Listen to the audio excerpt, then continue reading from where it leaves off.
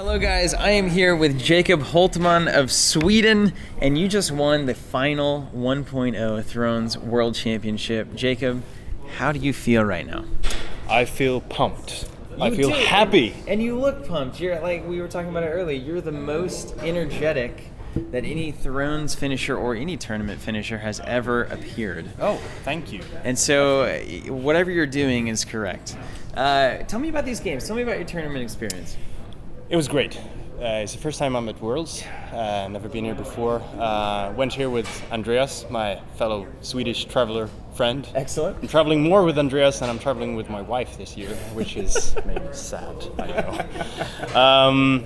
But yeah, it was great. I played a Greyjoy Darkwings Dark Words deck, and it felt good. I had a bye. Beat the crap out of the bye. First round. First round in the bag. Yeah, second round I beat a Targ 2/2 deck. Third round I played against Dan Seafeld Kid, who ended up being like second of the Swiss or something. Dan's always really good. He beat me well and steady. And then third round, I can't really remember the Swiss, but I ended up 5-2. Yeah, so that's like kind of on the lower. Yeah, you're like squeaking in at this yeah, point. because I was 2-0, 2-1, 3-1, 3-2, 4-2, and 5-2. So I did the submarine. Nice. Up yeah. to up to 10th place in Swiss. So I was not feeling very confident about the deck during the Swiss. It was doing well, but then against Dan, it absolutely crapped out. So. When I was winning the two last games in Swiss, I was feeling better. It was doing better. Well, tell us about this deck before we get any farther. What are you running? What's the grand? I walked over. I saw Euron's Enforcers. I saw the Ambitious Swordsman, and I nearly passed out. I almost just stopped breathing because it's so beautiful. Yeah. Tell me what you did. How'd you make this work? It's a Greyjoy Darkwings Dark Words deck. So. During the play testing the last month or so, we tested a lot of decks, and we had this deck as one of our meta guys, Björn Jorner, who is a Greyjoy guy. He built this after our Nordic Championships. He said, I want to have that feeling of, Greyjoy Long Voyage. Right. You know when Long Voyage was the there. The old school just and stomper. Greyjoy was there. Yep. Raiders, Natural Draw.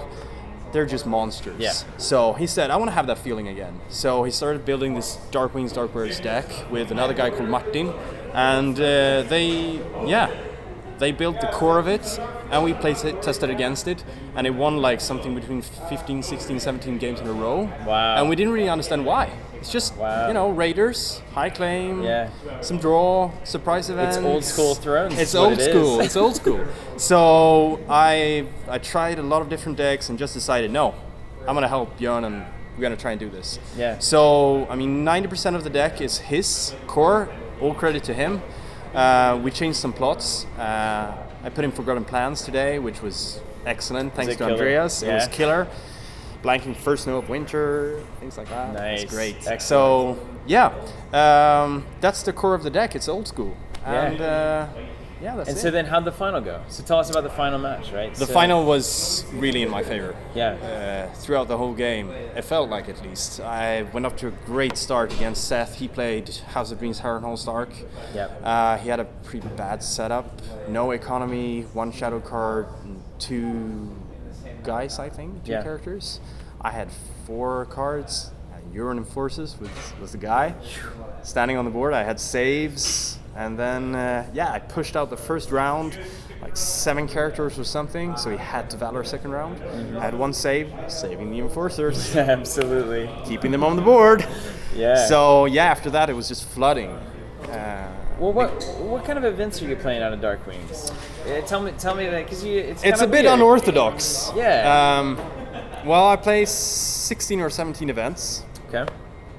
And the most interesting ones are the Greyjoy ones, obviously. Mm-hmm. It's a couple of the neutral ones. It's Distinct Mastery to stand the Enforcers and Euron. Right. It's the only game that matters to stall if you need that. Nightmares, Dissension. Was there ever a point where you almost played Assertion of Might in this deck? where you stand the war crest and like gain 3 yeah? power. It's like it's impossible. I had that in mind. Did you? But it was Yankee. Yeah, exactly. It's like you pull it out every time. Yeah. But there were some really nice events. Nighttime raid gives stealth and takes away the attachments, which is great for venomous blades. Yeah. Milk of the Poppy in the semi-final. I had a Milk of the Poppy on my lady, what's her name? Lady Council Queen. Right. Greyjoy. Alanis. Right. Yeah, Alanis. Wait, which Alanis was it? The Council one. Okay, Cancel Alanis. Yeah. It's far out. Yeah. All right. So, nighttime raid. You have my favorite is Assault of the Kraken. Oh, to do another challenge. Follow that up. If you do that first round, it's pretty good. And if you can follow that up with Salt and Iron. Oh man. Do you leave with 2 claim most of the time?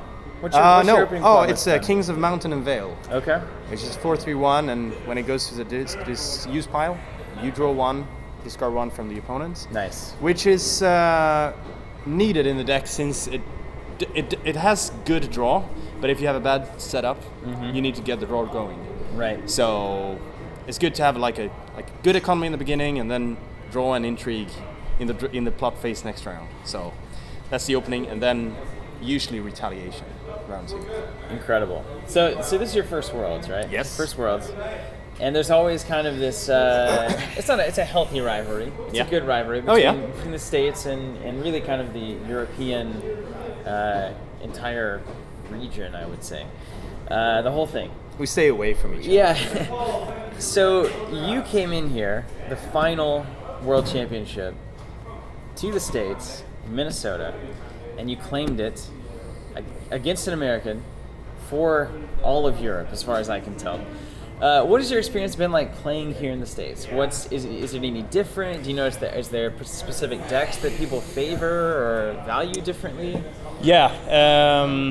One thing that's really for sure is that the way that some metas build decks together here are much more visible, and it really shows here at Worlds compared to, let's say, Stalek or another European event. Because we build decks together, but we don't have 7 or 8 people bring the exact same deck. Right? So I mean, I'm not against it or for it. I'm fine with it, but that's a difference. It's a big difference because with DC, I think there were 7 or 8 people running the Stark House of Dreams Harrenhal, and with the 94 people tournament, it was inevitable to meet them at least once. Absolutely. So, and then SoCal played Lanny AA with Wheels Within Wheels. So I mean, if it's a strong deck, it's really tough, but at the same time, if you play them once, you kind of know their deck, so kind of brings you an advantage in the cut if you... Yeah, absolutely. So, yeah. Well, I always like to ask people, what would you say to newer players of, at this point, really any game? Yeah. Because first edition, this is kind of the swan song of this game. But what is it that led to your success here?